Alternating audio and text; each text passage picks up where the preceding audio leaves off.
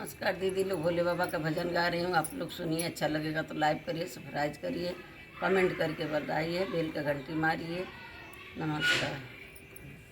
जेकर शिव गुरु पर पूरा विश्वास हो जाई, जेकर शिव गुरु पर पूरा विश्वास हो जाई, वो कर बोझल नैया भाव से पार हो जाई, वो कर बोझल नैया भाव से पार हो जाई।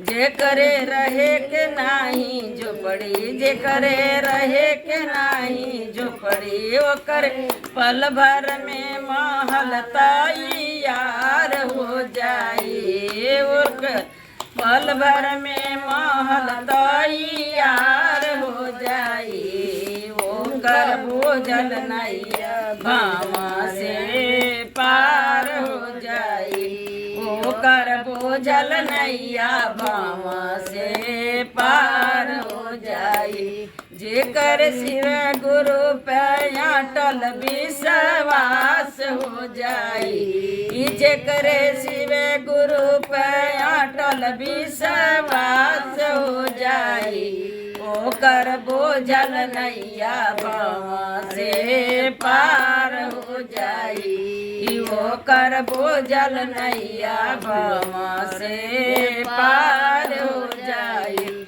जकरे तन पे नाही लुगरी, जकरे तन पे नाही लुगरी, ओके चुनरी मिल के पल में तैयार हो जाई, जे ओके साड़ी मिल के पल में तैयार हो जाई, वो कर बोझल नैया भाव से पार हो जाई, वो कर बोझल नैया भाव से पार हो जाई।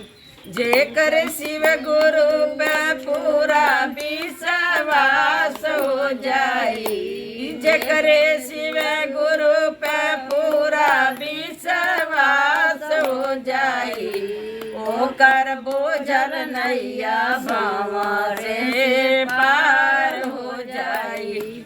जेकरे खाए के नाही रोटी, जेकरे खाए के नाही रोटी, ओके व्यंजन बन के पल में तैयार हो जाई, ओके व्यंजन बन के पल में तैयार हो जाई, वो कर बोझल नैया भाव से पार हो जाई, वो कर बोझल नैया भाव से पार हो जाई। जेकरे शिव गुरु पे अटल विश्वास हो जाई, जेकरे शिव गुरु पे अटल विश्वास हो जाई, वो कर बोझल नैया भाव से पार हो जाई, वो कर बोझल नैया भाव से पार हो जाई। जेकरे घर में नाही बिटिया, जेकरे घर में नाही बेटवा, ओकरे नाती पोत से पल में तैयार हो जाई, ओकरे नाती पोता घर में उजियार हो जाई, ओकर बोझल नैया भाव से पार हो जाई, ओकर बोझल नैया भाव से पार हो जाई।